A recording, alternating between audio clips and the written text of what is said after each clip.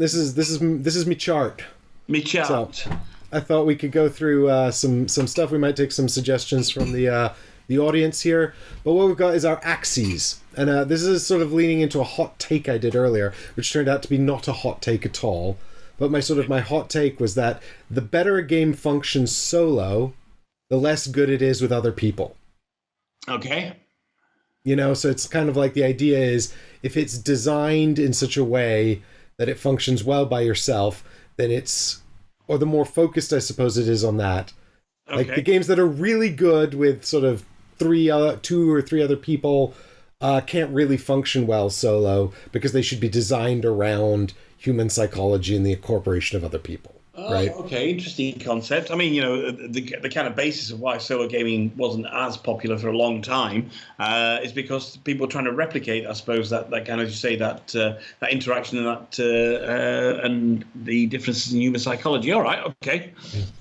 So we've got 2 axes here. One axis is solo and multiplayer, right? So at one end you've got, is this really sort of primarily a solo game? Is it best played on your own? Or multiplayer, okay. Is this, obviously there's going to be a binary, so maybe for this chart we should stick to games that actually have a solo mode, rather than games that just don't function without solo. And then the other axes, I decided to make entirely subjective because I couldn't really... originally it was going to be like, is the game good, right? But again, that's so subjective. So then it was like, how complex are the mechanisms? Again... Yeah. Really subjective, not so very unhelpful. So instead, what I've just made the I want to say x-axis. I think that's the x-axis. It's do we like it though at the top, and we don't like it at the bottom. And that's sort of the debate we can have. Where does it fit along the middle? Where does it fit along the vertical? Okay. And I'd like to just. I'd like to have some people in chat throwing out some suggestions of what we could put up here. Of course, if we haven't both played the game, we probably can't talk about it in any sort of really meaningful way. But we can certainly take a crack at it. If you want to start throwing out suggestions, we might pick something. Otherwise, what I'm going to do is look at BGG and start from the top 100 and see if I can find something that fits. Wow. Okay. Fine. The first debate, because I know that the number 1 right now is Brass Birmingham, but that doesn't have a solo mode, so that's not going to fit. No. I mean, so we'll move. There has been released recently the top 200 solo games on BGG as well. But let's go through the multiplayer ones because that might be more interesting just to kind of rattle a few off. Well, we've got a great start here from Heggers, who says do Nemesis. Which I actually think is great. Yeah, that's okay. That fits in to the so I think, and what I think we're going to find is we're going to find it really hard to sort of fit this in exactly where this sort of fits right. Okay. So let's what do you, because Nemesis obviously has the solo mode. It's got the Untold Stories. It does. Which also functions viably as a cooperative mode. In fact, when I play Untold Stories, I two-hand it. I don't know if can you play it true solo? Yes, you can. I prefer it two-handed than true solo, though. So you can definitely play it true solo. I just think you get a better experience by having 2 characters out there. So yeah, okay. Now this is a weird one, Nemesis. All right, because it is ostensibly, given the basic concept of the game itself, what you're meant to be doing, the fact that there is treachery and Machiavellism in there, and you're meant to turn on your compatriots, that Nemesis is a multiplayer game with solo on there, and the solo will not be for everybody. And it's, you're going to be spending £100 or whatever for a solo experience where you are playing more or less 95% of the main game, but you've not got those key and core concepts like, doing your own objectives, which may involve you killing your compatriots. So I would say, I love it. Solo, I think it's fantastic. I say top 3 game for me is solo. It's not going to be for everybody. I do think it's definitely more of a multiplayer game than a solo game.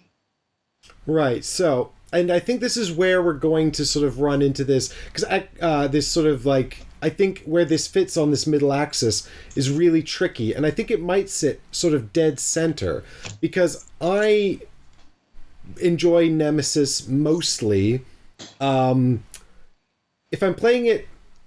So I really like to make Nemesis as a show. It works really well as TV on my channel. Yeah. But when I'm playing it in my personal life with people, or even by myself, or, you know, cooperatively, I definitely find the traitor element the most interesting part of it. Right. I like that human interaction. I like that sort of, did someone betray me?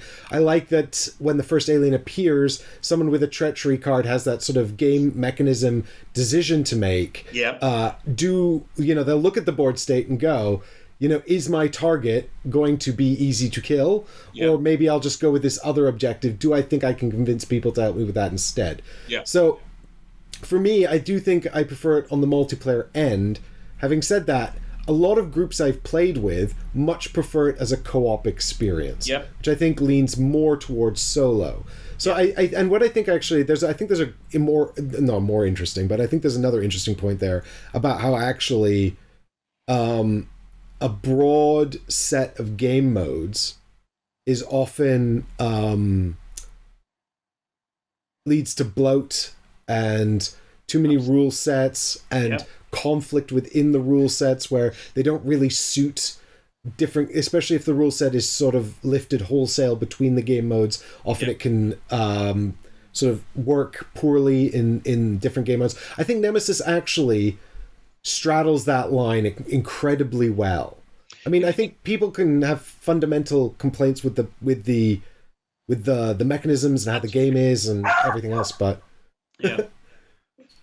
oh, who's that? That was Bambi. Oh, hi, Bambi. She's just sat next to me, just here. There we go. Oh, little one. There we go, Bambi. Yeah.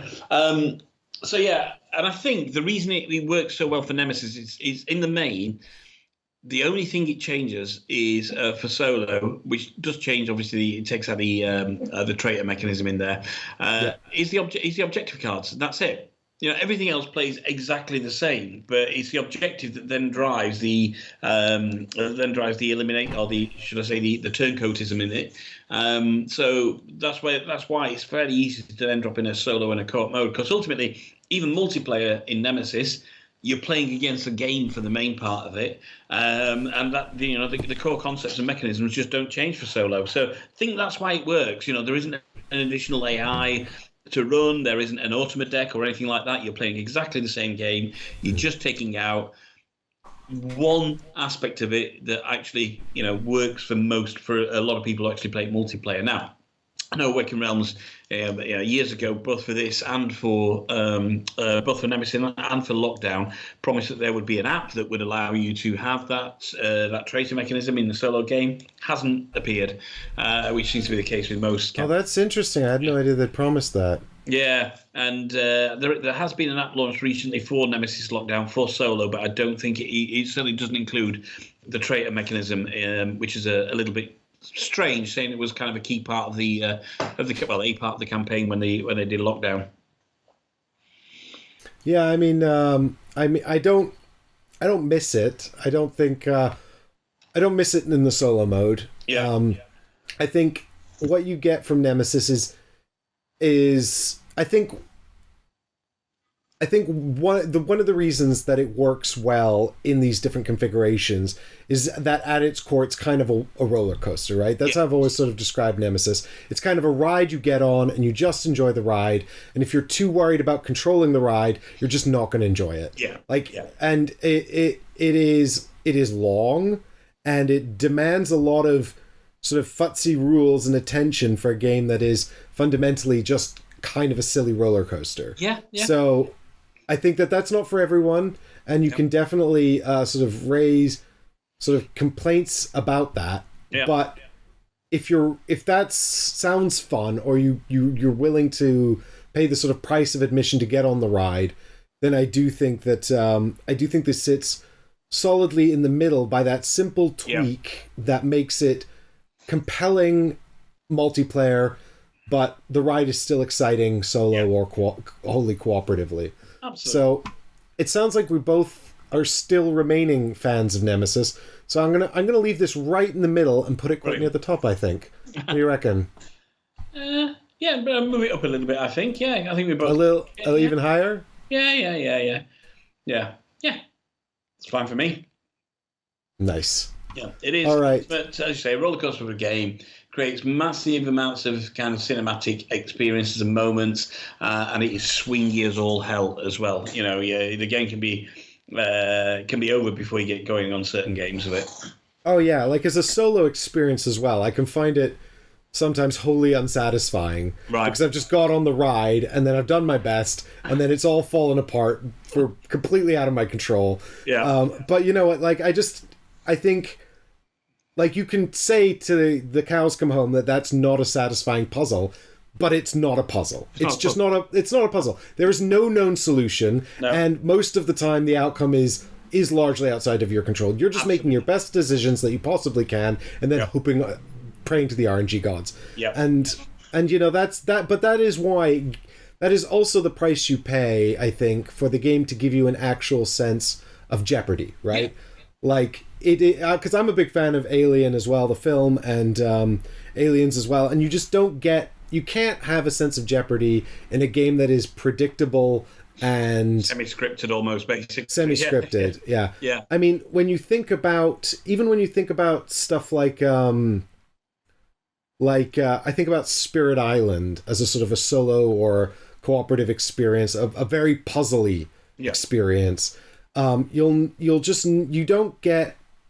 I mean, when you think about it, actually, in Spirit Island, the only sense of jeopardy you get, and the real concern you get, is when you flip over that next invasion card, you know? Yeah. So it's the one element of RNG that exists in Spirit Island that gives you that. Yeah. Although, you know, he added a bit more later on with the event deck and all that. But Anyway, so Nemesis, still like it. Works well solo and multiplayer. Yeah. All right, gang, what's next? What's next for analysis? It's that, or we're moving on to the list. Go and get it back up from the list while the people... we'll grab it. Well, this will be an interesting one. So, did you play... so the next one on the list, number 2, it was number 1 for a long time, and so my question, I think, is did you play it? It's Pandemic Legacy Season 1. I've only ever played one Pandemic game, and that is Pandemic Reign of Cthulhu. That is the only Pandemic game I have ever played. So I hear lots of good things, obviously, about Pandemic Legacy. It's just one of those games I've never managed to pick up. I may well do so at some point when I've got a bit more time. I was about to say, I think Pandemic Legacy Reign of Cthulhu is one of the least good pandemics. I mean, it's still pandemic, but it's certainly one of my least favorites. Not that, you know, like I said, they're all still pandemic, but I certainly would not keep it. I mean, unless you're super into Cthulhu, but then there's so many Cthulhu games that are better anyway. No, I think because we bought a motorhome kind of last year, so an RV to our American friends, etc. And it's one of those games that, you know, when you settle down for the evening, you can put it out on the table. It doesn't take up an amazing amount of table space, and spend a decent hour playing it. And Neve enjoys playing it, so yeah, that's the reason we got that one. Oh, the Call of Cthulhu one. Yeah, the Reign of Cthulhu. Yeah. Fair enough. So, I've not played. Other than that, that is the only Pandemic game I have ever played, which is, I know, it's incredulous and almost a crime, and I should hand in my board gaming card. I don't think. Look, we should definitely not be about that kind of gatekeeping. No, definitely not. But yeah, there's lots. I mean, Pandemic is just an excellent system, and that's why it's persisted and being reiterated on so many times. It remains a very compelling system with only one major flaw, which is quarterbacking, and that's more about people than game design. So yeah. Right. So we've got 2 options here. We go next down the list, which is a game I know we've both played a lot. Or Heggers asks about Undaunted with the solo from Reinforcements. So have you played solo Undaunted? Not with reinforcements. I have it. I haven't played. I have it with reinforcements. I haven't played it. I have played it with kind of. There's a couple of device systems that came up on BGG when Undaunted first came out, and it certainly allows you to play the game. And I think reinforcements. I think it's a David Turksey solo for that. So, given the nature of the game on reinforcements, there'll be a lot of decision trees that you have to do, knowing David's designs. So it's sat there really to play, but I've not played it yet. Have you played much Undaunted multiplayer? A few games. So I got it during pandemic, and I was playing a few games with online with all over Skype or Teams or whatever, or Zoom with Derek Rodriguez from Solo BG podcast in America. So we played a few games kind of over camera, etc. And Undaunted is, as much as it's great to be able to play it solo, and the puzzle is really effective solo, it's still an effective puzzle. It's very much a multiplayer game. I think you're going to get your real... Well, that's sorry, I was just going to say that's interesting that you say that, because it's multiplayer, but it's only 2, unless you play the team mode. Absolutely. Unless you play the team mode, which I haven't tried. Yeah. So I think, the real joy in Undaunted is going to come out of playing with another person, and kind of the battle of wits and resources and soldiers, etc. I like it solo. It's fine solo, not with the reinforcement rules. As I say, I haven't played those, but the kind of unofficial rules online, I played with those. But I think it's very much a multiplayer game, and it goes back to that other. The age-old kind of adage, not adage, but question or statement that not every game needs a solo mode. I'm glad that Undaunted's gone that way and had it, but it is a two-player skirmish game effectively, and yeah, it really does seem like. I mean, of all the games, I mean, I think the question you've got to ask yourself is like, or to sort of address the solo mode in Undaunted, which I have not played, and I really ought to try because.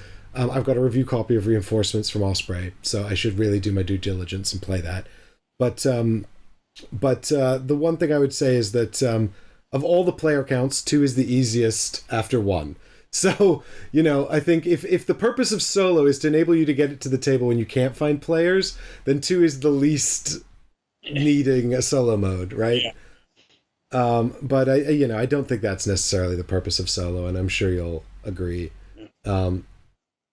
But Undaunted, I really, really like it. I'm always happy to play it. And it definitely, I mean, we're not sure about the solo mode. We don't know. So it's gone somewhere up here. What do you think? Yeah, I think that's right. I think, as you say, Undaunted, it's a great game. It's a design which shines through its relative simplicity of play. The rule set isn't arduous by any stretch of the imagination, so it's a really relatively easy game to get to play. But the kind of chess-like quality that it's got of optimizing, when and where you use your soldiers, and your armies, and using the landscape to your effect. It's a fascinating and yet beautifully simple game. Yeah, agreed. It's just. It's one of those games where, I always say when it comes to like sort of theme in games, if you can tie the theme into the mechanisms in a way where it breathes life into the mechanisms and makes them easier to internalize because of the theme, that's the gold, right? Yeah. That is the gold standard. If you can do that, you've got a great game, hands down every time, and Undaunted does it. No, agreed. Good. So while I wait for more suggestions from the group, I'll bring in the one from the list here, which is one we've already kind of been talking about anyway. It is actually Gloomhaven. Yeah. So the question is, did you play it solo? Yeah, of course. That's the only way I've played Gloomhaven. I mean, it is. Oh God, this is probably one that does sit smack in the middle, basically. Another middle. So did you play with the solo scenarios, or did you play two-handed? I played two-handed in the main scenarios. No touch solo scenarios yet. Okay, so you didn't get that communication element. Meaning what? Sorry. Well, when you're picking the cards at the top of the round and you're not allowed to state your initiatives, right? Yeah, you're getting to play them off against yourself, obviously, in terms of that. That's the only thing that kind of misses from it, of course, is not knowing fully kind of what your co-opers are playing. But it plays perfectly well solo. Man, I remember when I got Gloom, I was so stoked for getting Gloomhaven, and it was one of those games, obviously, kind of 4 years ago, whenever it was I got it, that I thought, oh, this is a game I'm going to be able to play like every weekend, and I'm going to spend so much time in this world. And whilst it is a wonderfully designed game, and I understand why it's very popular for people, I just felt so disconnected from it when I was playing through it. Just the fact that it just felt like scenario after scenario with nothing binding it. And I thought, if I'm going to commit kind of 90 hours or 180 hours, whatever long it takes to play 90 scenarios, then I want something to tie this better together for me.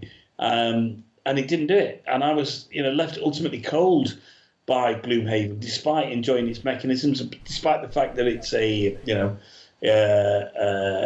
it's definitely not a dungeon crawler, although there are obviously some elements of dungeon crawling in there.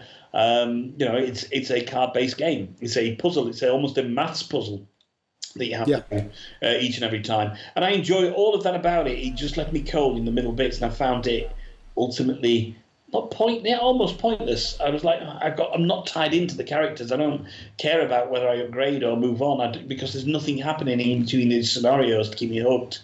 Whereas, I say, Frosthaven kind of answers that question massively. But yeah, so I would put it, I kind of like it. I really appreciate it, definitely. I kind of like it. And I think it is a fantastic solo and potentially multiplayer game, but you would have to get the same group of people together. And I don't know what the optimum player count is for it as well, whether it is 2, whether it is 3 or 4 players. I don't know. I mean, yeah, I think that's a bit of a mystery. So I've played through Jaws of the Lion 2-player, and I've played through about half of Gloomhaven 3-player. Yeah. I've never tried it solo. And I mean, I relate to all the points you're making. Like, we're about halfway through it, and halfway through Gloomhaven, and I know that there's a plot. There's definitely something we're doing. I'm not entirely sure how connected I am with it or how much I care about it. I wish I engaged with it more. Yeah. But yeah, it's so. I mean, maybe we're not as far as halfway through. I'm trying to think how many scenarios we've done. I think we've probably done about 20, so maybe we're not halfway through. Okay. But we're certainly substantially into it. Yeah. One character has already retired, and another character has been taken up, and that was kind of cool. I like that. I like it at 3. It's working well for us at 3. Good. I do wish the communication restrictions were far more explicit. They're a bit too fuzzy, and when you start getting under pressure towards the end of the scenario, people start to really sort of stop caring so much about them. Yeah. And I don't think that there's. The problem is there's not much way to sort of enforce the rule because it's so fuzzy and ill-defined. And I think that is Gloomhaven at its heart. If there's one game out there that you don't mind cheating on, maybe bending a rule, or maybe you spent 2 hours on a scenario and you've lost right at the very end of it, and you just think, I don't want to play it again. Yes, I've absolutely done that on Gloomhaven. I've just not. Right, I'll take the win and I'll move on, or I'll take it back a few steps because it is a massive time commitment. And I think you're right. Those rules, kind of regarding the communication, you got to just play. You can play a game as per the rules 100%. You can play a game which creates the most enjoyment for you, which is slightly bending some of the rules. And if bending the rules makes you enjoy it more and you get a better experience, there's not absolutely no issue with that whatsoever. Well, that's spoken like a true solo gamer. Yes. Right. Sorry, I've just got my monitoring on, which has made me talk funny. I'm going to turn it off again. Alessandro, I think it was your end. But also I do have a bit of a deeper voice at the moment because I have a bit of a sore throat. So I think, but I do think, I'll tell you what though, some of the more enjoyable bits of Gloomhaven that we have had is when we've been unable to coordinate effectively as a team. Yeah. Some of the best moments is when we have, and that comes from not knowing each other's abilities perfectly and not being able to predict each other's initiatives perfectly. Okay. So I do think there is a sort of, because the excitement in Gloomhaven really comes from like two places, right? It comes from the modifier deck. Love it or hate it, those misses are in there and those crits are in there and you can take them out. Yep. But the whole point of them is to instill some excitement into what is otherwise like quite a mathsy puzzle. Yeah. And the other place the excitement comes from is from the flip of the cards. What's everyone doing? What speed is everyone moving at? Have we coordinated effectively? And I do think you lose some of that excitement from what I'm hearing about the solo mode. Yeah. Because you can just, it makes what is already a very mathsy puzzle even more mathsy. So I do think it probably does benefit from being more multiplayer. Oops, 1 second. I think that's right, and I think as much as there is an advantage of as a solo gamer, double handling or two handling it, so you know what cards to play, you're still only getting one viewpoint.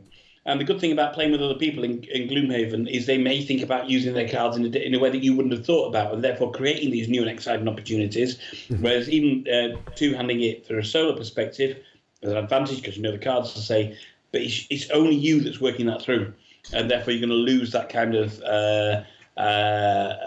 the creative element from having another player there.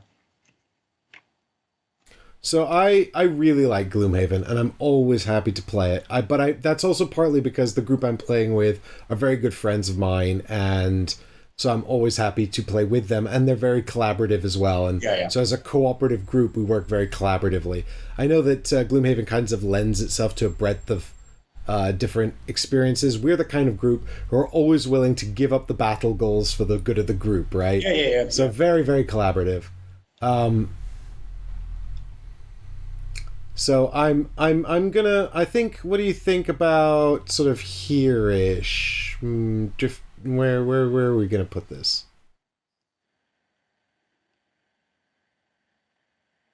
Okay. You happy with this? Yeah, that's fine. Yeah, and I can see a pattern emerging basically that from all these games is they're all kind of shifting their right hand side of the board. But yeah. Yeah, we need to find one that's just much better solo.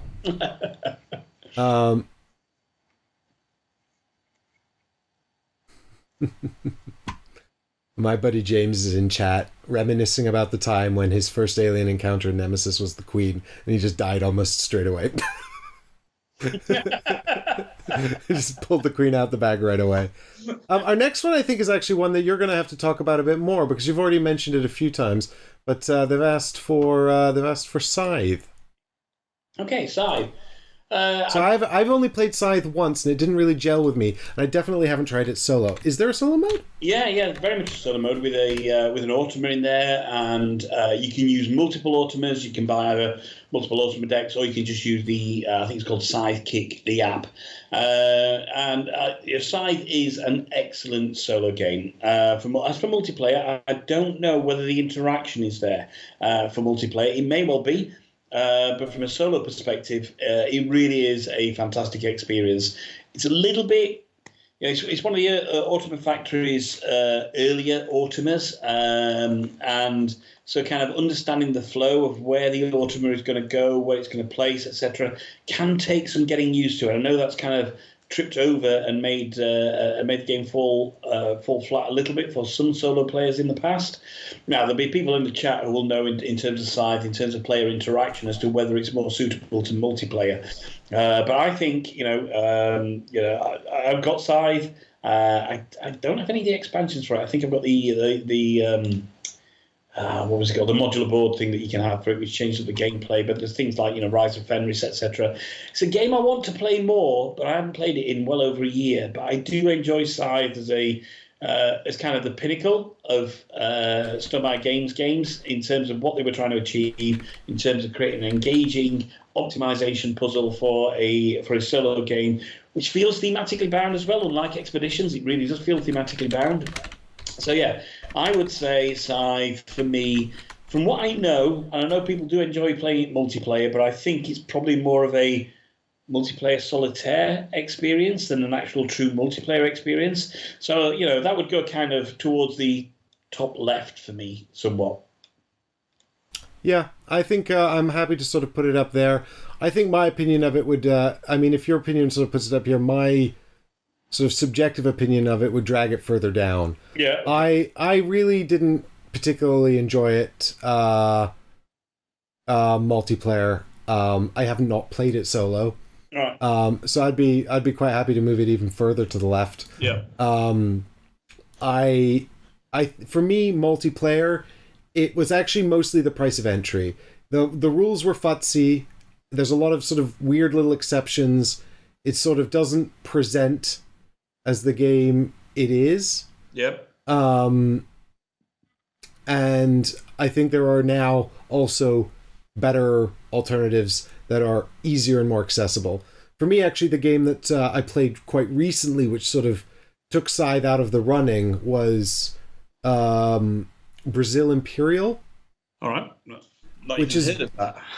So it's very, very. I mean, it's got a much more problematic theme. It is about. It is, I think, made by a Brazilian guy, but it is about colonialism in Brazil. Okay. And that theme can be quite triggering for people. It is a historical game, and you are playing as European colonists and earning points for being European colonists.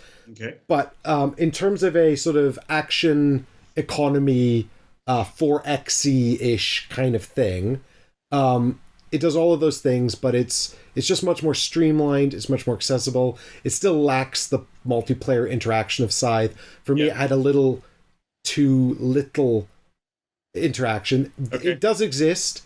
You can you get soldiers on the board, and they're mostly exploring and capturing territory, and simply putting them into existence earns you points. But they can also go and sit on other people's buildings and take points away from them. Okay. So I think it's slightly more interaction than slightly more scope for interaction than Scythe. But the rule set's just much more streamlined and much more accessible. Okay. I don't think it has a solo mode, but I'm actually about to check because I don't know. But I would pick that over Scythe most occasions, although I have only played each of them but about once. So yes, it does have a solo mode, Brazil Imperial. Cool. Whether or not it's better, I don't know. But I would also put it towards the left of this chart, because, again, if I have 3 or 4 people sitting around, I'm probably not going to pick either Scythe or Brazil Imperial, simply because I don't think they're making the best use of the other players. Sure. Having said that, we played Brazil Imperial at 4, and the other 3 players all really liked it. Okay. So this is definitely my subjectivity towards more player interaction at higher player counts. Yep. All right. What's next, gang? Cthulhu Death May Die. Have you played it? Yes, absolutely. I mean, what a fun game Cthulhu Death May Die is. And yes, I played it solo, and it's a lot of fun solo to play, depending on which scenario box you get from it. The kind of horde mentality that happens in Cthulhu Death May Die is the cultists start to come out in greater quantities, or the track starts moving up, so the big bad, no matter which one you're using, kind of gets closer to being summoned, and then, of course, the game can turn really, really bad. So it is a fantastic game, and the solo works really, really well for it. Again, like Nemesis, you're kind of playing against the game rather than, it's a co-op game. So you're playing against the game rather than playing against each other. We all win effectively. It's more of a multiplayer game, though. As good as... One second. I think the I'll let you talk about it while I just sort the dogs. Yeah? Sure. So, I've played Cthulhu Death May Die multiplayer. I've played it solo as well. And I think this is possible. My instinct is... bear with me here, folks, just for a minute. I will put Mark on mute. For you. So I think we're probably going to wind up sitting this actually on top of Nemesis, which is a pity because now I'm going to have to shrink them both down. I think it works. I think we're going to see this with particularly with a lot of these cooperative games. excuse me, or games that work well cooperatively or sort of semi-cooperatively, which is that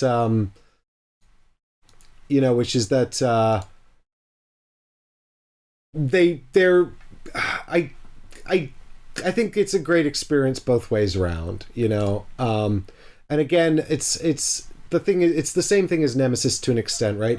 It is a bit of a roller coaster. It's a bit of a ride. You're just sort of getting on the ride and enjoying the ride. I think it's actually less random and less punishing than Nemesis. It's also a lot shorter, but Nemesis has that extra joy of the traitor mechanism. So So sorry about that. Somebody went past the house and the dogs lost their mind. I think it is shorter than Nemesis. It does give that kind of arcadey type feel about it. I think it does play well solo, but I think you have a lot of fun playing. And I have played it with other people. I think you have a lot of fun playing it with other people. A lot of laugh out loud moments, I think, in Cthulhu Death May Die, because one of the key things it does right is it doesn't take itself too seriously. And that comes across in the gameplay and when you're playing it with people. I can see we've got. I'm going to say we've got a friend of mine in chat whose internet handle I cannot pronounce, and he's saying it varies very differently scenario by scenario and old one combinations. Yeah, I mean, if we were doing a straight review of it, which is not really what we're doing, because it's more about where does it fit on our weird scale here. But if we're doing a straight review, we mentioned this when we were talking about it earlier, which is that it's high variability in terms of the potency of the player characters, in terms of the threat generated by the old one you pick, and in terms of the mechanisms of the scenario. And if there's one thing I wish it did better, it would be to quantify that in the rules or in a chart somewhere, so you had a better idea about it when you were setting the game up. Yeah. That's a shame that it doesn't do that. But I've never sort of thrown it together and had a bad time, and I think that's partly because it's so short. Yes. Even if it seems really punishing and mean, it's sort of exciting and it's relatively short, and quite often people just want to play it again anyway. Yeah. But yeah, it's super swingy. And some of them are more swingy than others. Some of them feel more puzzly than others. Absolutely. But I think in terms of playing it solo and playing it with other people, I'm happy to sit it right in the middle, and I'm also a big fan of it. So I think it's going right up there in the middle at the top of Nemesis. Perfect. Excellent. Yeah. It's what Mansions of Madness. That's Mansions of Madness wanted to be. Yeah. I'm not sure if I 100% agree with that. Mansions has a much broader range of scenarios, so I think the difference between the scenarios and Mansions feels much more different. Also, one of the key conceits of Mansions was that all of the expansions are interworked with the app. So once you tell the app you've got them all, and the app starts randomly generating enemies from all the different expansions and things. Whereas with Cthulhu Death May Die, you're picking a great old one, a scenario. Cthulhu Death May Die is tighter, it's cleaner, and the length is much more predictable. Yeah. Mansions can run anywhere from 2 hours to 4 hours, if and it's hard to predict how long a given scenario will be, how long you'll last. It's also much more punishing in a way that feels unfair. Yeah. Cthulhu Death May Die, I think, feels less unfairly punishing, and it's shorter. It's shorter. I'd pick Cthulhu Death May Die most of the time, but there is an element of the sort of the unknown events, of the random unknown events that's generated in Mansions of Madness that I still think captures a lot of people. Yep. And of the people that I've played both with, it's pretty split down the middle. Yeah. But I've also played a lot more Mansions than I have Cthulhu Death May Die, so that's probably why I'd pick it, because I've just played less of it. Keen to explore it more. But yeah, Mom runs into the issue of also potentially being far too long. And some of the scenarios in Mansions of Madness are pretty... I mean, I think you'd be hard-pressed to find a combo in Cthulhu Death May Die that is, really bad or really, really miserable. Yep. Whereas some of the Mansions of Madness scenarios are really lackluster. Just not intriguing or well-written. Yeah. And that's a bit of a bummer. Particularly the later ones, actually, from the the Serpent expansion, the last one that came out. Right. Some of those scenarios are just really underwhelming. Yeah. But then they had in the Journeys expansion, or whatever, the travel themed expansion, they have one where there's a boat sinking and they introduce a potential trader mechanic, and that's a really cool scenario. I really, really like that. Right, what's next, gang? I'm going back to the list, if the general list, if there's no more suggestions. Would you rate Mansions of Madness higher than Betrayal? I mean, the key... So we're talking about Betrayal at House on the Hill, I think. The key conceit of Betrayal is that halfway through, somebody is a traitor, and based on the sort of arbitrary actions you've taken up until that point, the traitor is sort of determined, right, to be some random thing. Whereas in Mansions of Madness, 99% of the time there's no traitor, unless you're playing that one specific scenario that introduces that concept. There is one insanity card, I think, or maybe a few insanity cards that do create a traitor mechanism, but generally speaking, it is much further into the game, and it's generally quite unsatisfying, and usually after you've already kind of established that you've lost, because people are going insane and probably losing. So I don't know if they're entirely comparable. I'm not a big fan of Betrayal at House on the Hill ultimately, though, because I find the futziness of the rules and the ambiguities in the scenarios and because you can't deliberately pick a scenario, like it's sort of the scenario is triggered by the events that have taken place up to that point, and then you go and sort of get a random one out of the book.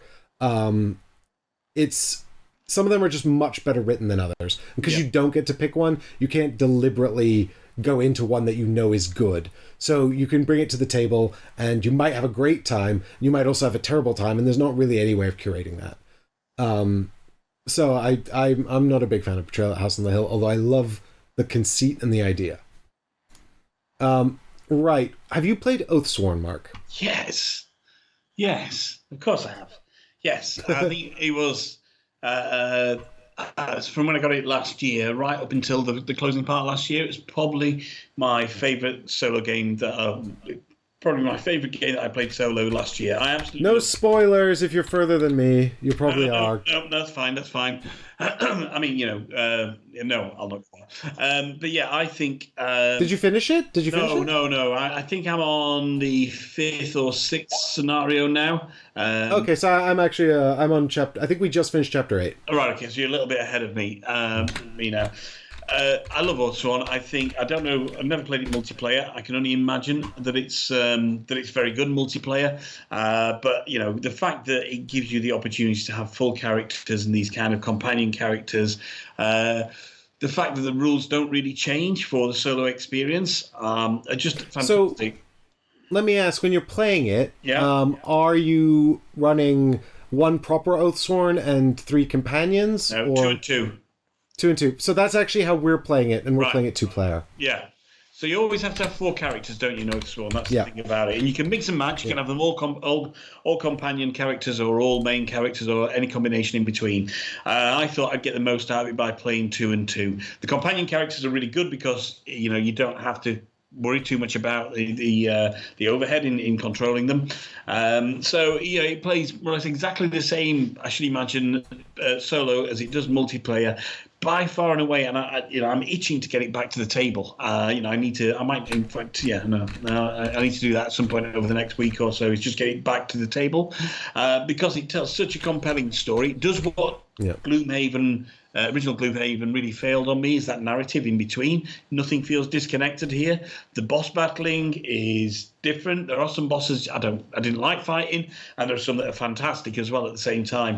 And I think what Jamie did with Oathsworn, and what he set out to do, he absolutely nailed it. He's created this really exciting campaign that people want to finish and want to play and want to paint the miniatures, and you've got the narration. I think it's a fantastic game. For me, I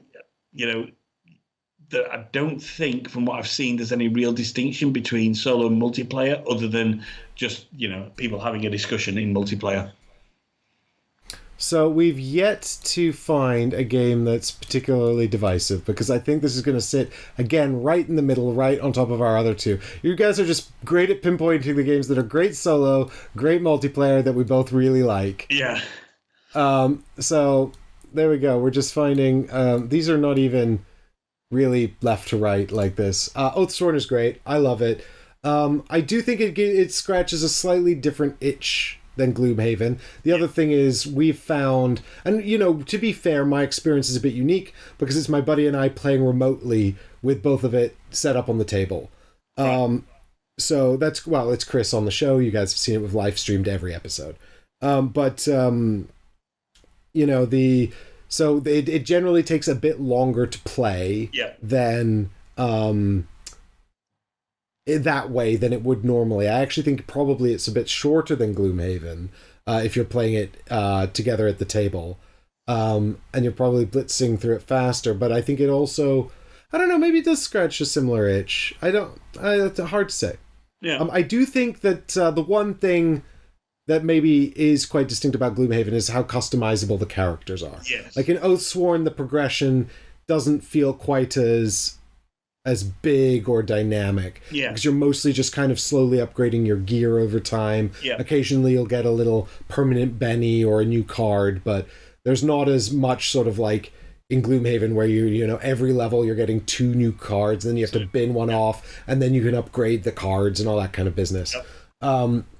But I love Gloomhaven. I'm really enjoying it at 2. I think it'd be great at higher counts as well. You mean Gloomhaven, yeah? Sorry, Oathsworn, yeah, exactly. But I think it'd be really good at it'd probably be really good at 4 as well. Although I think that then you'll suffer from getting people together to actually finish it. Sure. So I think actually if we did have it on the slider, I would probably move it more towards the solo end of the slider a bit. Yeah. And again, like this is actually not really is it better solo or multiplayer thing? Oh. I do think it probably sits somewhere. I think maybe less than 4. I think 4 is probably not the ideal count, but I think again more for pragmatic reasons than actual gameplay reasons. Yeah. But I also think we're two, and we've got a companion and a proper Oathsworn each, and it's perfect. Yeah. I think we've got enough decision space, enough going on. No one's feeling sort of overwhelmed or anything like that. But also, the fact that we're 2 means there's not a lot of downtime, and we can get it to the table. Yeah. And actually play it.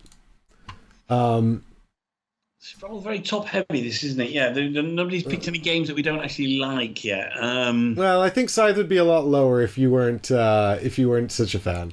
I'm not a huge fan. I think it's. Oh yeah, should we move it down? Yeah. And a bit, yeah. Go on, move it down. Yeah.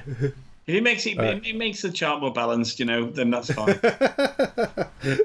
Yeah, I didn't hear much protestation, so there we go. Poor Scythe. We've got now. Have you played? So we've got people are bringing. Question about Aeon Trespass Odyssey. Right. Okay. How would it rate against Oathsworn? Wow. Ooh, have you played it yet? Have you still? No, I've not managed to play. I've not managed to get to the table. It's too much. It's too much game. It is. It's impenetrable. It's not impenetrable. It's a commitment. Is Aeon's Trespass Odyssey. It's fantastic with its flaws as well. There are some flaws in there. How does it stack up against Oathsworn? I haven't played it enough where I played Oathsworn more. I want to play more Aeon Trespass. I think there is so much story to be told in that game there. So, and I would say you really potentially, a bit like Kingdom Death Monster, I suppose, is you can play it with other people, but I think you want to play it on your own to get the most out of it. So I think both that and KDM is my favourite solo game of all time. I think Aeon Trespass and KDM, multiplayer experiences there, but for me, I think they are brilliant solo games. So, I mean, I think if we were to put KDM into the chart, and I'm not going to break it out now because I want to try and find stuff that we're not just dumping right into but I think if we did KDM, it would probably sit with those other 3 at the top there. Yeah. I've played KDM 2 and 3 player, and I thought it was great. And mostly it was about the sort of generative experience and having to share that with people who are having that experience with me. So the fact that it also works just as well solo means that, again, we're probably not getting the most out of our chart. Yeah. Well, I think that might change soon. I've just seen what Yogi Bear's put on in the chat. Oh, yeah, that's going to be an interesting one. So have you played much? Well, let me just get Aeon up here, and then I'll get ISS Vanguard out. But I'm also going to wait, I think, for Paul's videos. Paul is lovingly creating a set of rules videos for Aeon Trespass Odyssey. Absolutely, yeah. And he's dealing with all of the issues in the rule book and trying to predict all the questions people... I mean, it's a massive undertaking. Yeah. And a huge piece of work that he's doing. And if his videos are good, then I might finally get it to the table and actually get to play it. Well, when you move up, maybe we'll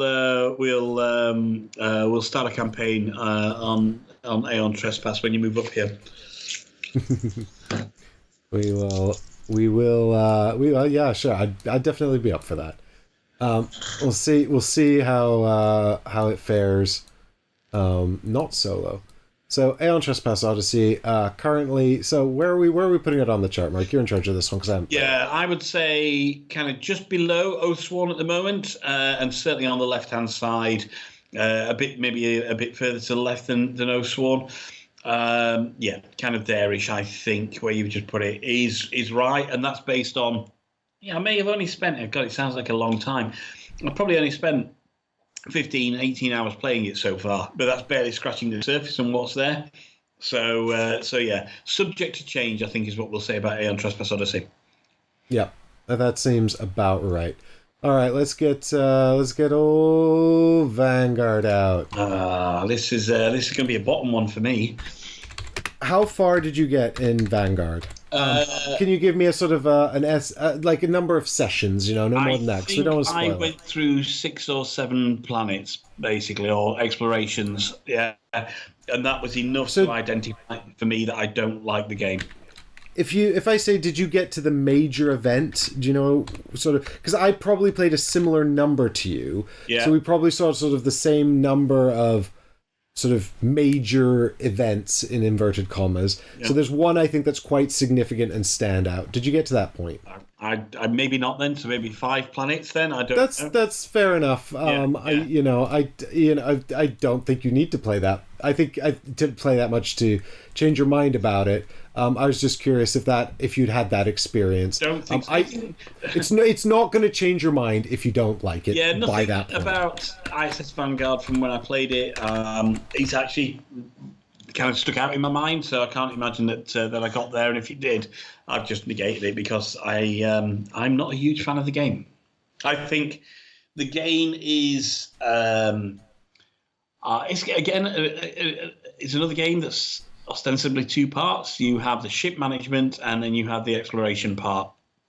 And I thought I would love the exploration part, and I thought the ship management would be a bit of a chore for me. If they made a game just doing the ship management, I'd probably buy that in a heartbeat. I really didn't like the exploration part, just did not like it at all. I got so bored of changing dice and throwing dice, and yes, you got the cards to use, etc. I just did not like it. It just became very rinse and repeat for me down on the planet surfaces as you're doing those explorations. All I was thinking about was getting back to the ship exploration part. Because the roles are by and large prescribed by the characters that you take down, or the crew members that you take down onto the surface, etc.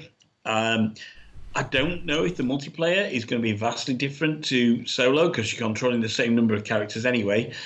So for me, I would possibly say it's more of a solo game. And did I like it? The answer is no. It probably is kind of smack in the middle of that bottom left box for me. So we started it 2-player. We got up to the major event that I've been talking about, and Barry is functionally done with it.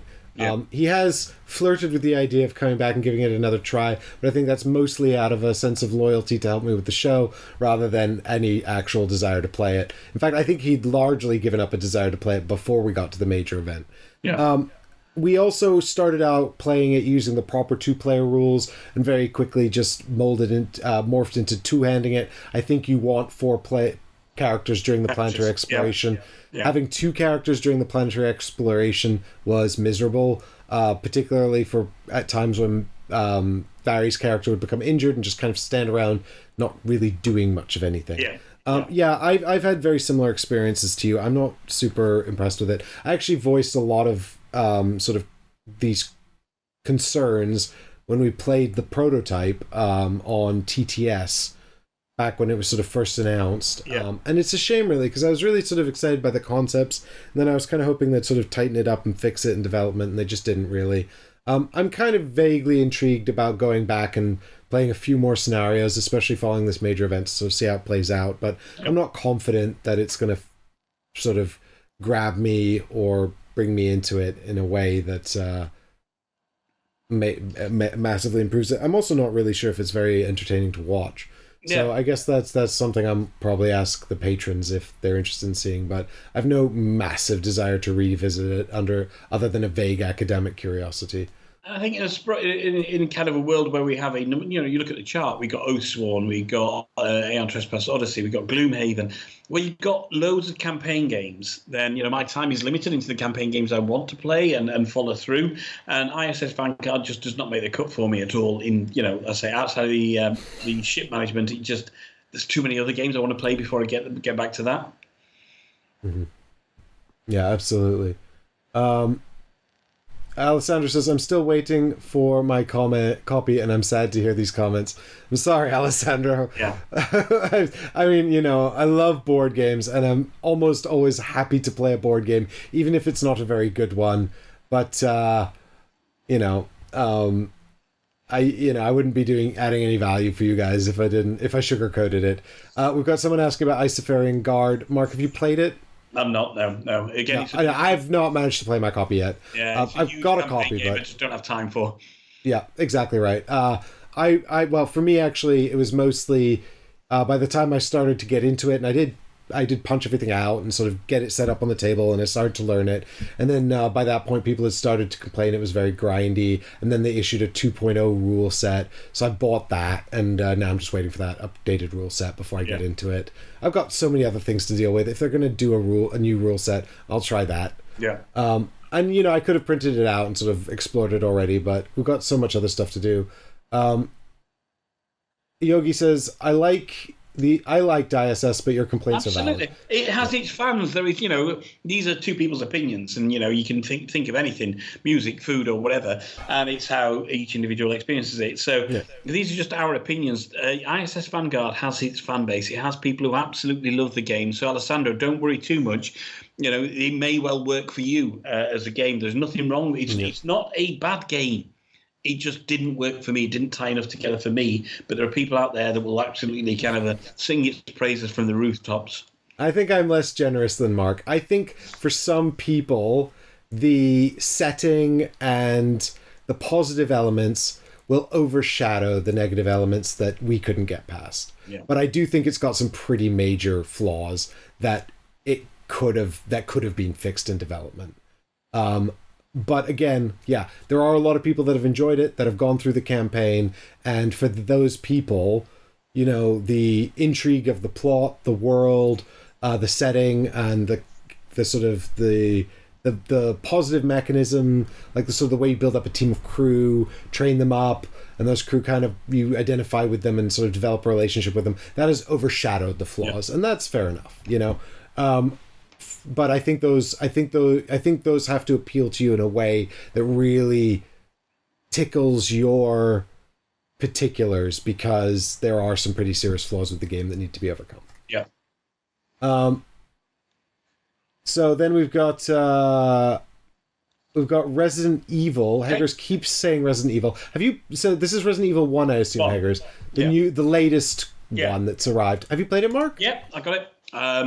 So I was a backer of Resident Evil 3, and when that came through, whenever I was 2 years ago, played it and didn't quite grab me. And I'm not a huge fan of the IP, and I don't detract from the IP at all. I appreciate it, but I'd never be what you call a Resident Evil kind of groupie or anything like that.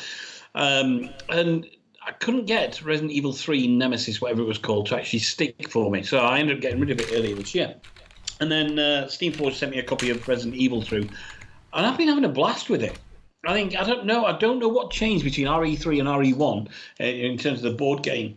I think the system is a little bit more streamlined. I'm really enjoying it. I think it does nothing, absolutely nothing unique whatsoever. You could. It's not groundbreaking. It's not earth-shaking. It's not pioneering in any way, shape, or form. But I'm enjoying it, and I think that's it. I'm getting that feeling of dread as those zombies and mutant dogs, etc., start to swarm on you, and the decisions that you have to make in terms of where you're going to go in the mansion. It all feels really nice and just good to play. The scenarios I've played so far, I think I'm only 3 or 4 scenarios in. They're not outstaying their welcome. They seem to be timed just right, and they're creating enough of a challenge without feeling either too difficult or too easy. So I'm enjoying Resident Evil. Again, in terms of whether it's solo or multiplayer, it's one of those games where... Are you playing it true solo or two-handed? Two-handed, yeah, two-handed. That's interesting. I'm playing it true solo. And? I am a Resident Evil groupie. Big fan. I'm not a Steam-forged games fan. Mm-hmm. I backed Resident Evil 2, and I did not get along with it. I thought it was poorly structured. The scenarios were poorly linked. They missed out a lot of stuff that sort of captured the nature of the game. I skipped 3, partly because I don't really rate Resident Evil 3 as a game anyway, particularly in the continuity of the main plot. It should have been, and it was originally Resident Evil Nemesis, because it adds nothing to the plot, and it's actually a side quest. It was originally a spin-off. Right. And then they renumbered it to 3 for some publicity reasons. And the real Resident Evil 3, which is Resident Evil Code Veronica, which picks up the main plot and has a huge number of plot progressions in it, got a number axed off it. So now people think Code Veronica is the spin-off because it's not numbered, and 3 is a mainline game when it's not at all. Anyway, that's by the by. The point is, I skipped 3 anyway because Steamforged Games, I was like, why are they doing 3? It's not even that good. But then they did 1, and I love 1. Resident Evil 1 is a game I really, really adore. And so I had to back it. And I too have been really enjoying it.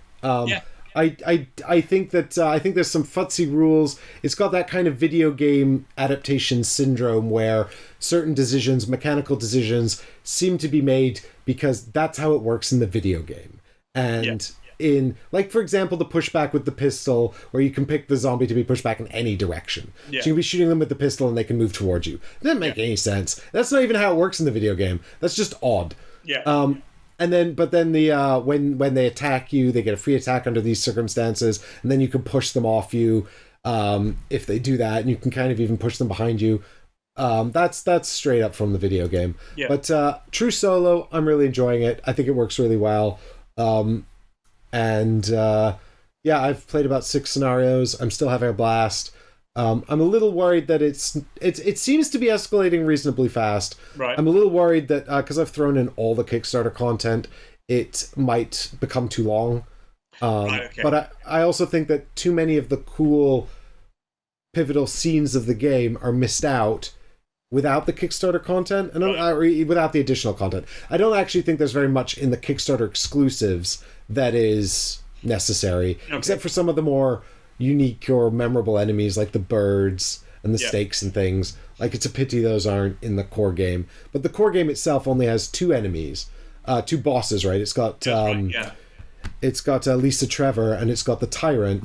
And I'll go on about how Lisa Trevor wasn't in the original Resident Evil 1, but that's by the by. She's a great character and a great boss. She's introduced in the HD remake. And I'm glad that they've included her as even one of the core bosses in the main game, because nobody remembers Poseidon from the original game anyway. That's the shark boss. Right. Nobody remembers him because he was rubbish and not scary at all. In fact, he was barely in it. You wouldn't have even known he was a boss. But anyway, enjoying it in spite of all of Steamforged weird fuzz. It is goofy, silly fun, and I'm happy to play it, and I'm enjoying it solo. Although, to be fair, again, my solo experience is actually live streaming it for you guys, so that's a bit different to probably the more authentic solo experience Mark is having. I think here. I'd move it up a little bit because it's one of those games that I think although it's completely almost unoriginal in every way, it just works and it's fun, and I think that's the main thing about it is I have fun when I play Resident Evil, despite its quirks, despite its unoriginality. It's just a fun game. Yeah. Sometimes it's just a fun game is enough. Yes. I can get in trouble from one of my reviewer friends who says no, they should be pushing the envelope and innovating. But I say no. I mean, the funny thing is, my counter argument for that would be if it's a solid example of the genre that just feels like sort of top of its class within what it's doing, even if what it's doing is very familiar, I think that's enough. Having said that, I don't even think Resident Evil really does that. No. I don't know. For me, it's hard to remove it from the nostalgia, the rose-tinted nostalgia of Resident Evil. But yeah, I think there is just something about the sort of the jeopardy it creates. I mean, having said that, so far I've done 6 chapters, and there's been a few scary moments, but I've also yet to lose one. Yeah. So we've got one suggestion here, but I haven't played it. So unless you've played it, I think we might have to move on from it. Machina Arcana? No, I've not played it. No, sorry, Yogi, no one's played it. And then Alessandra says Too Many Bones. And I think we could probably talk about Too Many Bones till the cows come home. So we might as well do that. Okay, fine. So Too Many Bones is, Fine, Mark's like, I'm talking about Too Many Bones. Have you watched my videos? Okay. For God's sake. More Too Many Bones content? Are you kidding me? I adore Too Many Bones. I think it is just an utterly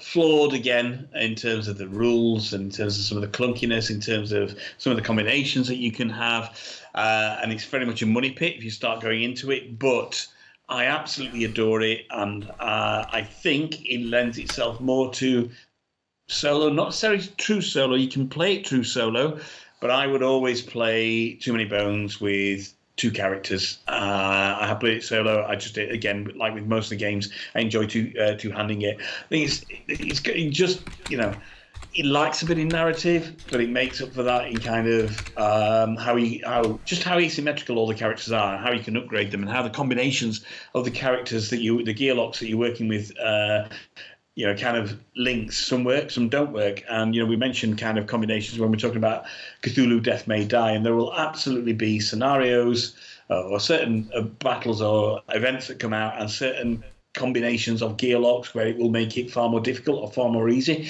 depending on where you are. I believe the game gets very easy the higher up the player count you go. So at 3 and 4 players, it can become very, very easy and slightly disengaging for people. So I think Too Many Bones is a reason it kind of ranks up highly on many people's solo lists. I love it. Fantastic. I'd say probably my second favorite game of all time. And I play it. Well, I've only ever played it solo. I would possibly play it with one more person, but not two-handing each. So just one more person, so one character each, and that would be it. So I think it's very much the definition of a great solo game with a slight kind of a slight nod towards multiplayer. Mike, what are your thoughts on Too Many Bones? Are you a fan? Yeah, I mean, I actually, we were talking about my top 10 and why I haven't done a top 10 list, and I was just rattling off a bunch of games off the top of my head that I really, really like, and Too Many Bones absolutely would be in there. We covered it on the show when it first came out, the very first print run. We got our hands on a copy. We were so bright-eyed and bushy-tailed back then, and I've loved it ever since, and I've mostly played it 2-player. I really like it 2-player. I'm happy to play it 3-player, but I do think that it's the one major criticism of it is the sort of the futziness. I don't know if you've seen the app that does the chip reading. Yeah, the chip reading app where you point it at the chips and then it comes up with all the keywords and references all the keyword rules for you. But I use that. I use that for whenever I play. It's an absolute lifesaver. Like, it's got a lot of keywords. It's got lots of sort of futzy bits, for new players, it can be quite, especially if you're not playing the core set, can become quite impenetrable quite quickly. Yeah. So I think those are my main criticisms of it. But I'm laying those out simply because I'm quite happy to gush about it. I also it's got a sort of a short, medium, and long variants, but they're all quite long and they can be quite variable, depending on sort of how things play out, how many of the scenarios you lose, how many enemy tokens you're playing with, how many variable enemy tokens you're playing, like how much the content you have. Because as you add more of the 5s in and you get much more diversity in there, those can lead to quite variable game lengths that are hard to predict. Whereas like in the core set, all the enemies are, once you sort of learn the few keywords, they are quite a lot quicker to resolve. Yeah. There's a good suggestion here, actually, because I think you and I had very different experiences with this next thing, or with another thing here. I prefer Too Many Bones. So when you play it solo, do you two-handed or one-handed? Yeah, always two-handed. Yeah, I played it solo, true solo. Like most of these games, depends how adept you are at two-handing. So for some people, they don't mind. For other people, it's they don't like passing kind of two sets of stuff. I have no problem with it. I think because I played it so many times, I understand how most of the gear locks work. So it's relatively easy to grok what the kind of upgrade tree looks like for each gear lock. So I'll always play it two-handed. I love it. I think it's utterly fantastic. So I have played it solo, and I've played it solo, true solo, and two-handed. I'd rather play two-player just because I think I enjoy it more when I have less heavy lifting to do in it. Okay. Yeah. I think if I want, I don't know. I think I'd probably pick it true solo, actually, if I was playing on my own. But maybe if I think you're probably more familiar with it than I am, it sounds like. Although I've played it a fair amount, I've not played every gear lock yet. Right. And I've certainly not familiarized myself enough with each gear lock to feel completely sort of familiar with them, or so I tend to pick a new one when I go to it, and then I'm like, okay, now I'm going to figure out this whole new puzzle. And then each gear lock has various different strategic routes as well. So, but yeah, I think great at 2, happy to play it at 3, probably wouldn't play it at 4. Don't know, it goes up to 4, I think. Yeah. Great game. I think it's just going to sit probably up here in the middle with all of these other ones. All the other ones up there. All the other ones in the middle here. We've got here mention of Assassin's Creed Brotherhood of Venice. Haven't played it. I haven't played it. No idea. I've heard it's really good. I've heard it's surprisingly good. Currently available on late pledge on the reprint as well, if people are interested. But I'm denied about it, and I know it's a game I'd kind of like. But I've just not pulled the trigger on it so far. It's very expensive. Yeah. It looks very expensive. And it's sort of, again, another sort of ongoing scenario-based thing. So this next one, I think we've already mentioned a few times on stream today because the sequel's just been delivered. But I think you and I might have different opinions on this, Mark. I'm not sure if we talked about it. I seem to remember we have. It's Sleeping Gods. Yep, Sleeping Gods. Wow. What a chore of a game. What a kind of a game full of side quests it was. I was so looking forward to Sleeping Gods, and I finished the entire campaign. So I played all, whatever it was, 12 scenarios or 12 hours, can't remember what it was. And I don't think... I don't think I've been... I think it was last year that I played it and reviewed it. I think it was my biggest disappointment last year. I thought the combat was unique and kind of different as you're moving stuff around there. But you've got those like 3 phases in the game. I can't remember exactly now off the top of my head. But each of those kind of 3 phases, you lose all your powers, basically. So everything that you built up to that point, you suddenly forget it. If you get what you're doing, your characters have to start again. And I just, got huge sprawling. You got the 9 characters or however many characters you've got to control on there. I found it sprawling. I found it a mess. I found it disconnected. I didn't enjoy much about Sleeping Gods. I wouldn't play. I know it's very much a solo game because it's fully cooperative. But the fact that you're kind of managing 9 characters, and you don't have to. There's not loads of heavy lifting. I would say it's more of a multiplayer game, but did I like it? Absolutely not. No, not a game for me. I sold it on fairly quickly after I completed the campaign. So I played it solo on the show. I've only played it through the once, and I absolutely loved it. It's up in one of my favorite games of all time. Wow. And that just goes to show, doesn't it? Yeah. I mean, I recognize one of the major criticisms of it has been that it's an absolute chore to save and put away. Yeah. I never did that. I left it set up during my entire playthrough. I did, I think, 4 5-hour streams, and that was the whole campaign. And I never put it away once during that time, so I never had that experience. I didn't mind controlling the people. I think that I agree that the backdrop of running the ship is largely feels kind of like busy work. I think it's there to sort of give some mechanical context to the decisions you're making in the narrative part, but it is very much a narrative-driven game driven by the side quests. I found a side quest, I guess, or a sort of a quest within the context of the world that engaged me. I spent a lot of time running around trying to complete that quest. During that time, I stumbled upon other quests. Chat already called me out when I was playing my Choose Your Own Adventure novel earlier, because they still remember how I got a keyword that I spent hours hunting down, couldn't find, and it was because I'd simply just read it off the page and completely blanked it. I don't know what happened. I spent ages running around, and then I was like, wait a minute, it's right there. How have I missed this? What an idiot. But it didn't matter, because even though I didn't complete half of the quests I had, I got to sort of resolve the main one that I was focused on, and I really engaged with that story, and I really enjoyed it and liked it.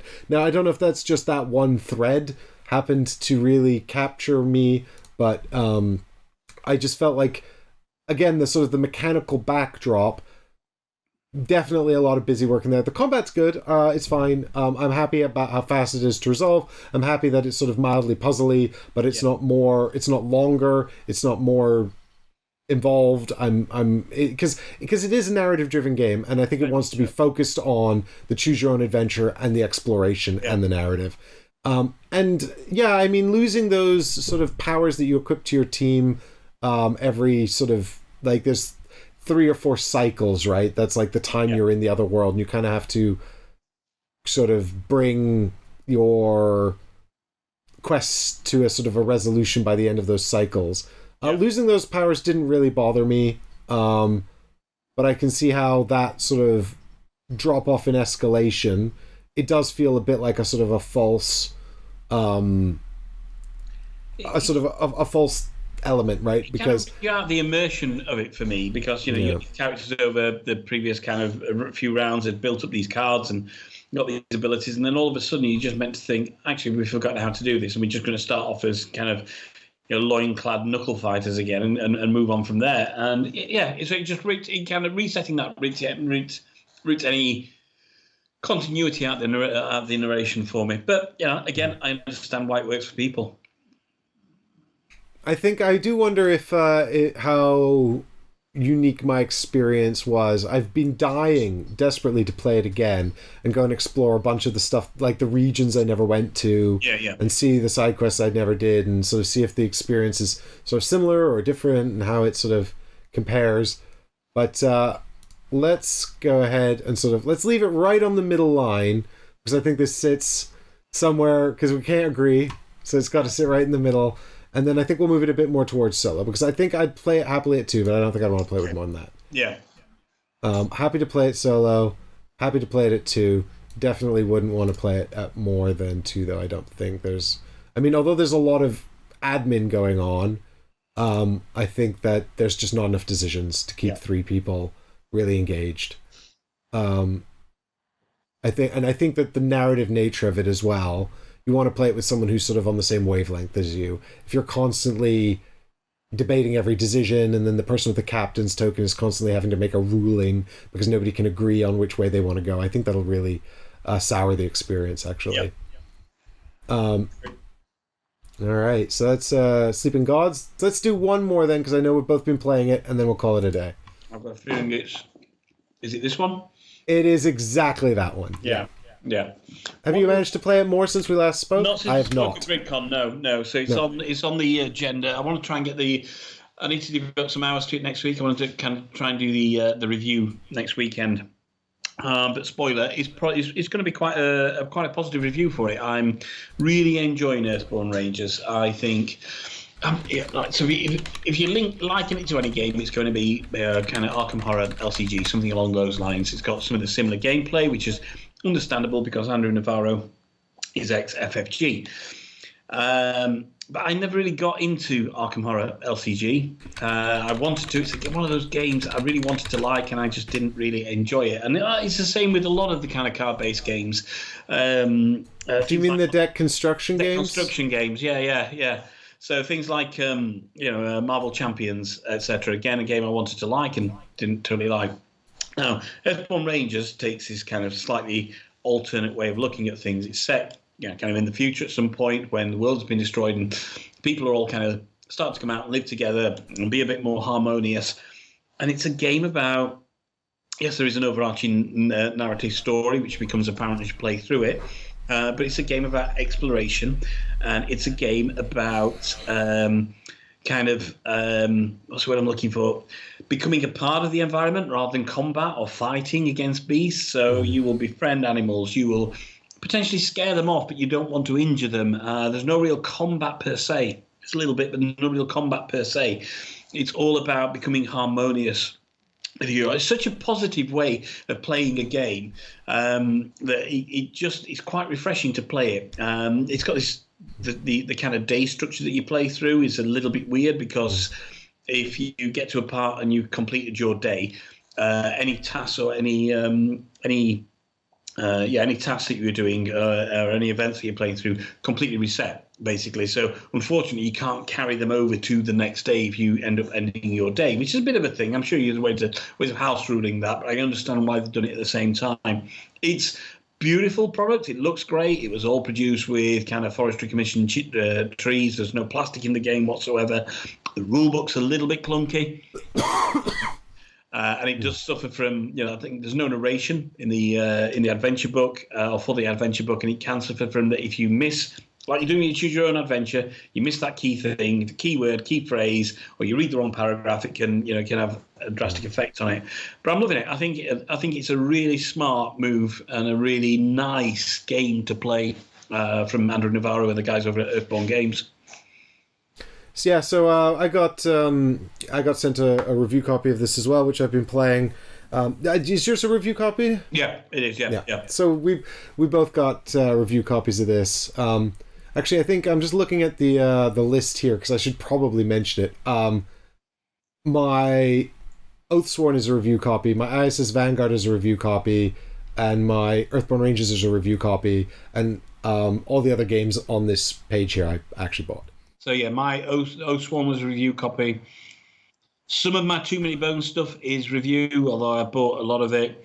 And Earthborne Rangers is a review copy. Oh, and Undaunted as well. Yeah. So with Earthborne Rangers, it is a sort of a campaign game. It's ongoing. You've got in the box a sort of a big campaign. The core box has one long campaign called Lure of the Valley.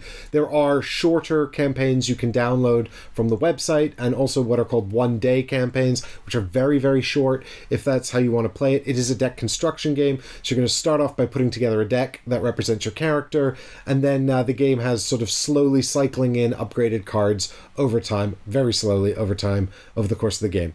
And you'll play through a series of days, and there are sort of sessions of the game.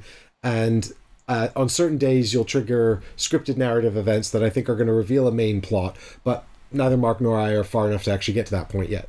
And you've got these cards that have narrative points that are going to reference a storybook. So you'll go away and read the storybook, and that will have sort of choose your own adventure style points as well. Do you have this keyword? Have you done this thing? And you'll reference different chapters and stuff in there as well. But the construction of the character, which you'll do at the start, will feel very familiar to people who are used to the deck construction from the Arkham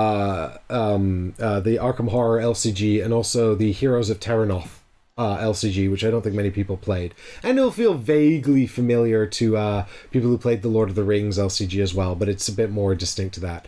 But where it does feel mechanically similar to Arkham is where you're sort of hunting through a deck of cards, looking for specific cards and things like that. But where it's sort of substantially different is in Arkham, of course, you're playing a enclosed scenario. Every time you're sort of doing a scenario and moving from scenario to scenario, the scenario is made up of a series of locations, each of which is an individual deck, right?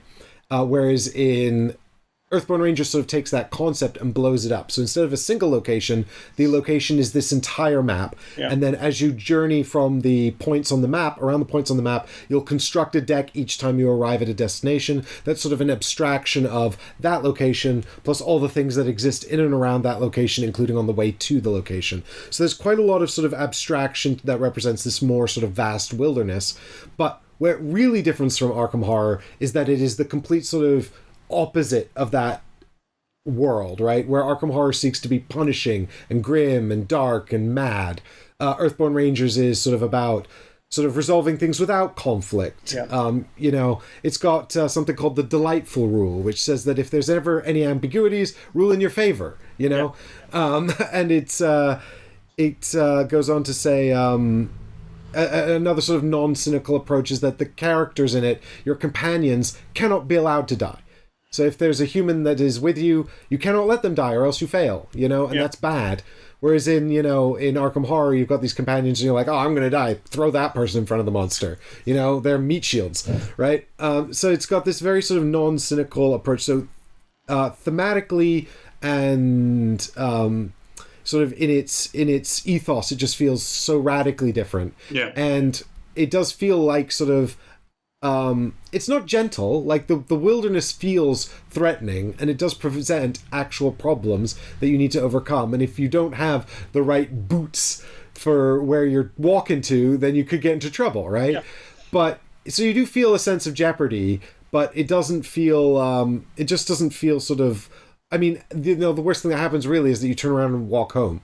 Try to get some new boots somewhere else, right? So it's just a very different pace. But I'm really Mike. Sorry, are you playing it with anybody else? I'm playing it true solo at the moment. Yeah. But yeah, I mean, I would happily play it at 2.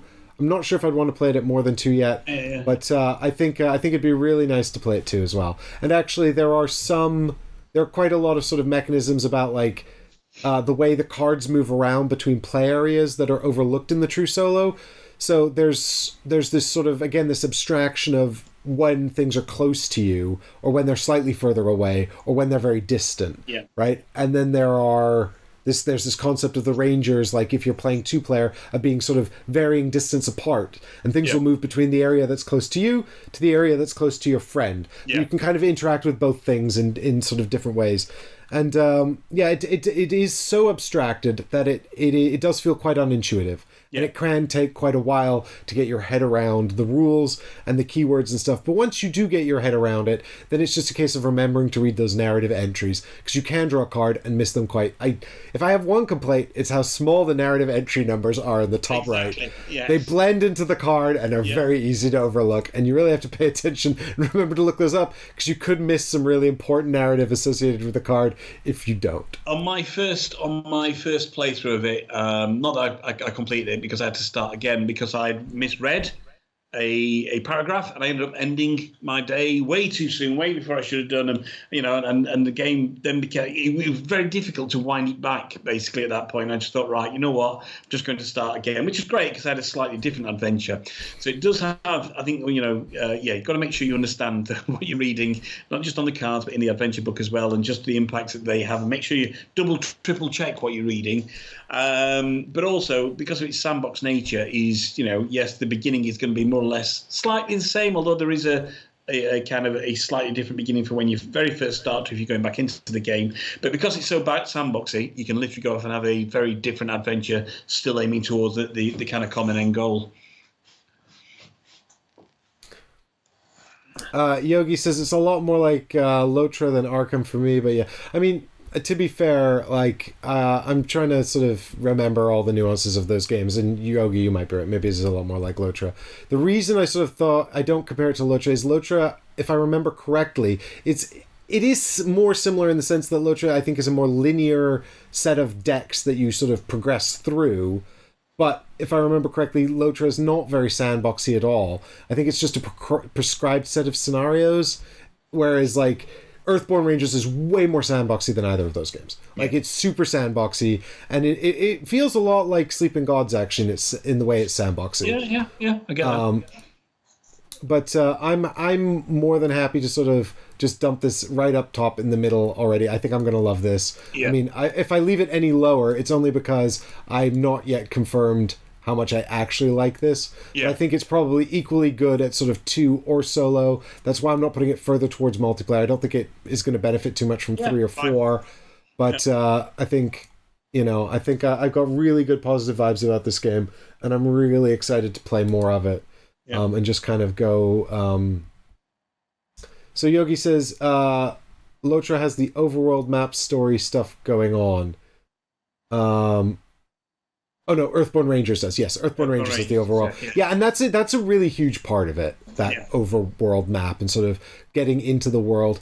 I think there's very few games where I've been as glad to have the lore book as I am with Earthborne Rangers. Absolutely, and that's actually something I did pick up at my own expense, because Andrew sent me a bunch of review stuff, and then I went and bought a bunch more stuff, because I was just after he showed me the game at UKG, I was just so sort of enamored with it. I just wanted more stuff for it. And if I think correctly as well, if you did get in on the first campaign, you should have another full campaign coming to you as well, I think. I think so, yeah, that's right. It's one of they kind of not delayed as such, but as part of that, there was another campaign. Yeah. You get the issue to you. Yeah. So that's exciting too.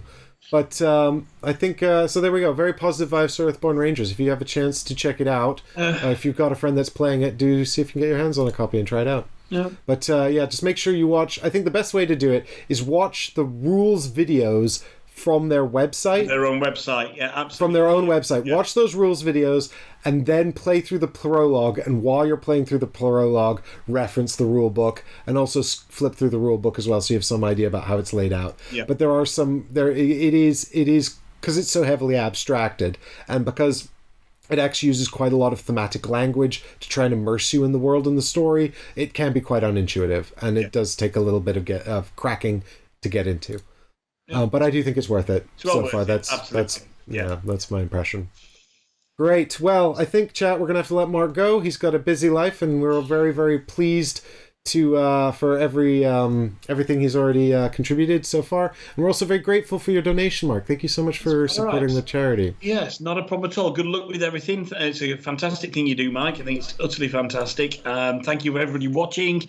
Make sure you continue to spread the word. I'm going to go out there and now spread it onto some of the Facebook forums, etc., to make sure we get more people on there raising money for this fantastic cause. And obviously, all the publishers have supplied games as well. Just absolutely brilliant.